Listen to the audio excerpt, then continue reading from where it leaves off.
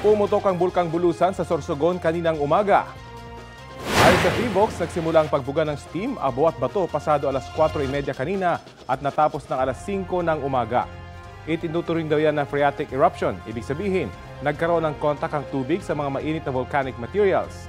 Ang ibinugang usok umabot sa taas na 4,500 metro na naihip ng hangin patungong Kanluran hanggang Timog Kanluran.